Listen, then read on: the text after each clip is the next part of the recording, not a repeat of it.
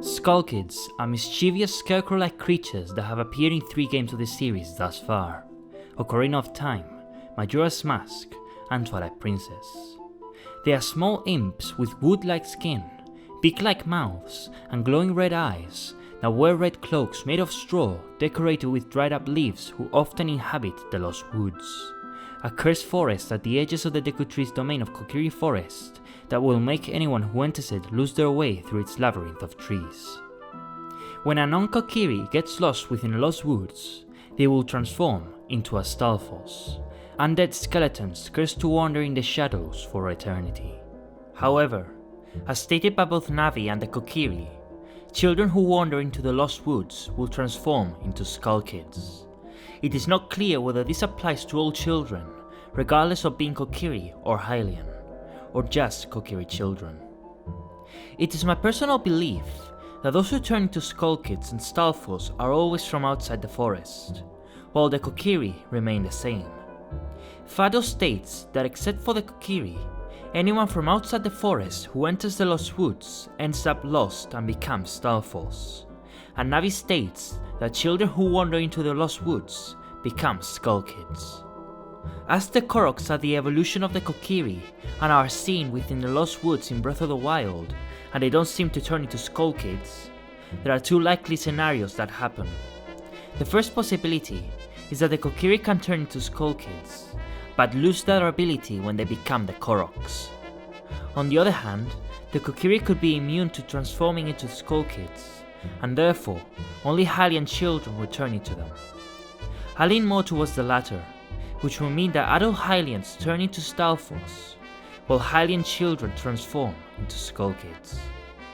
Skull Kids are usually quite friendly towards children, playing music to them with the flutes they always carry. However, the same cannot be said of adults, as the Skull Kid seems to be terrified of grown Hylians and tend to shoot them with projectiles from their flutes.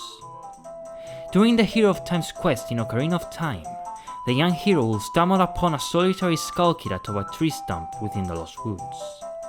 The Skull Kid would run away if Link were to approach it, but by playing Saria's song while standing on top of the stump across from the Skull Kid, the young imp would befriend the young hero, gifting him with a piece of heart.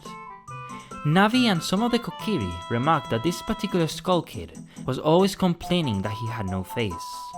Upon seeing Link wearing the skull mask, a mask obtained from the Happy Mask shop after paying for the Keaton mask given to the gatekeeper in Kakariko village, the young Skull Kid will point out how unusual this mask is, and would ask Link to sell it to him as it will make him look tougher. 2 other Skull Kids can be found near the entrance of the Lost Woods, with which Link can play a musical session with his ocarina to receive another piece of heart. The Skull Kid Link taught Saria's song in Ocarina of Time would make a return in Majora's Mask, this time as the primary antagonist of the game. There is a tale passed down through Terminian culture of an imp who befriended the 4 giants of the world, before Termina was split into its 4 regions. It says that long ago, this imp, the Skull Kid, ventured into the parallel world of Termina through a portal within the Lost Woods, the very same portal the Hero of Time would cross at the start of Majora's Mask.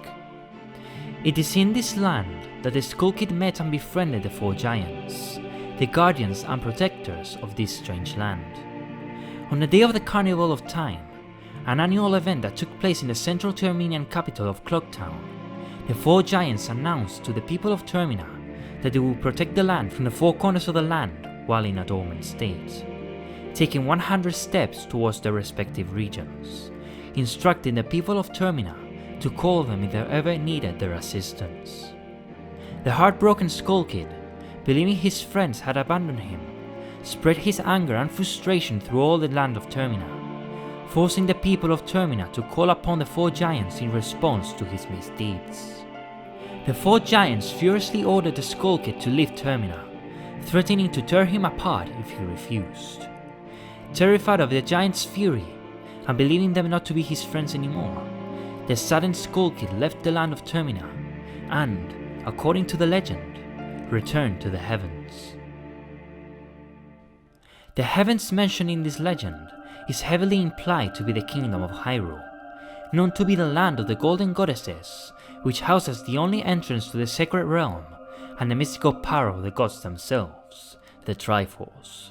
Shortly following the Skull Kid's exile, two fairies named Tattle and Tail, while wandering through Termina Field, sought shelter from the rain within a hollow log. It is here that the two fairy siblings met the lonely Skull Kid, saddened by the loss of his old friends, and soon the imp and the two fairies became inseparable, playing together and having lots of fun. However, it wasn't long before the Skull Kid returned to his mischievous ways.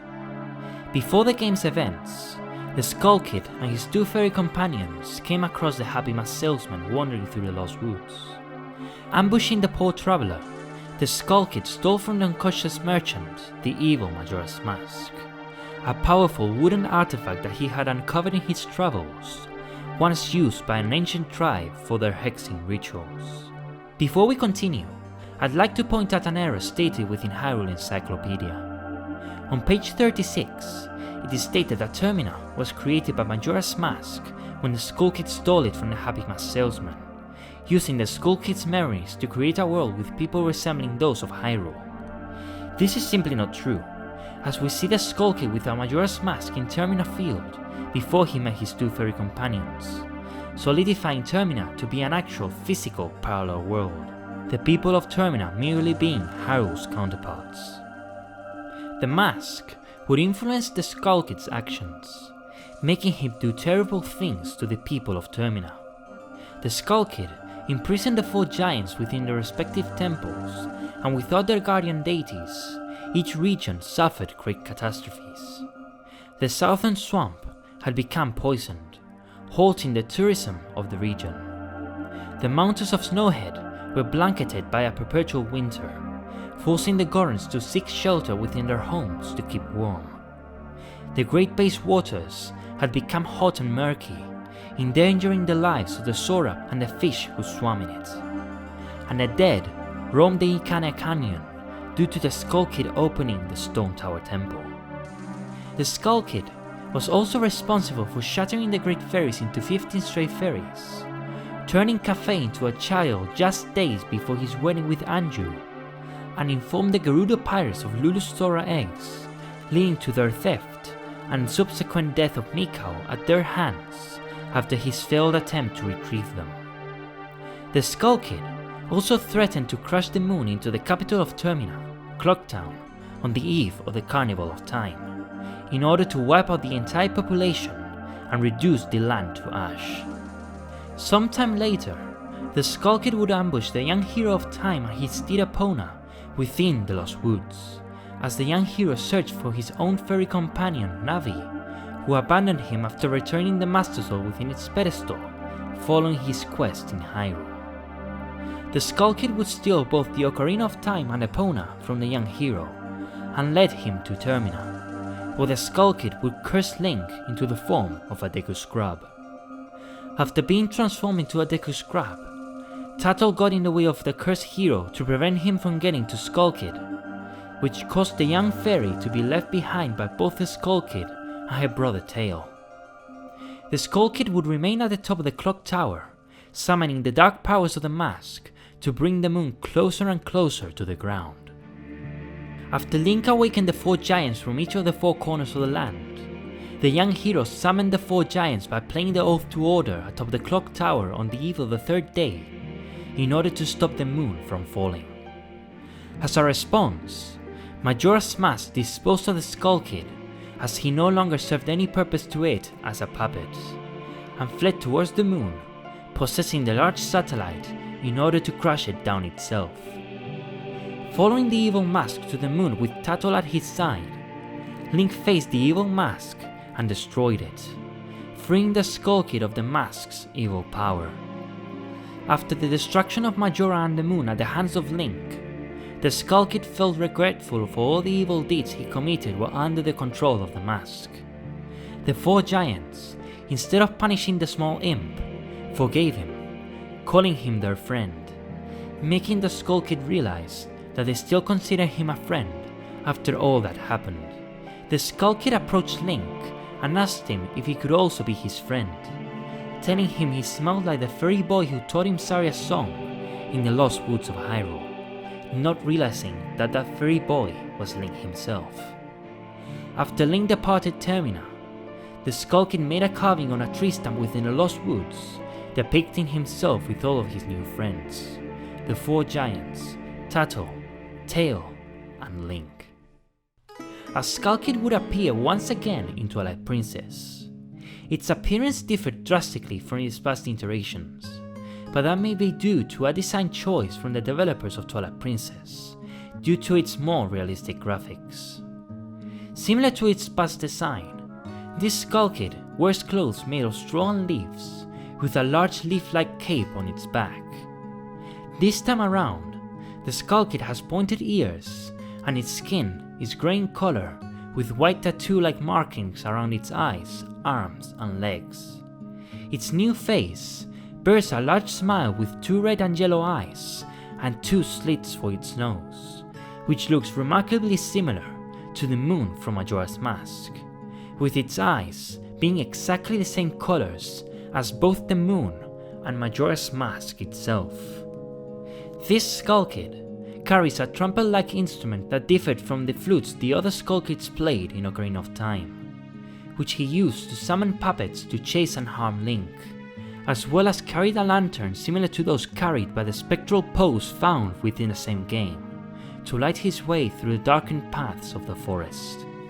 This Skull Kid will lead the hero of Twilight through the Lost Woods sections of the Sacred Grove, following Link's permanent transformation into a wolf by Sant, playing a game of hide and seek with the hero, eventually leading him to the ruins of the Temple of Time, where Link would find the Master Sword, which would revert the hero back into his true Hylian form, by expelling the dark magic placed on him by Sant from his body, which he could use to transform back and forth from a Hylian to a wolf at will. Link would meet the Skull Kid a second time in his Hylian form, while he made his way to the Temple of Time to find one of the pieces of the shattered Mirror of Twilight, telling the hero that their little game of hide and seek was a lot of fun. As the Skull Kid plays Saria's song on his trumpet, and the Hero of Time personally taught Saria's song to the Skull Kid, which he himself learned from Saria herself, it is believed that this Skull Kid is the very same one seen in Ocarina of Time and Majora's Mask. This is further supported by how closely his face resembles the moon of Majora's Mask, which may be the design is trying to tell us that he is in fact the same Skull Kid from Majora's Mask, but this has yet to be confirmed. And that was the race of Skull Kids explained. If you liked this video, please leave a like, subscribe, and hit the notification bell for more videos like this one. Also, consider following me on Twitter and Instagram at ZorZelda86. This has been ZorZelda, and I'll see you in the next video. Bye.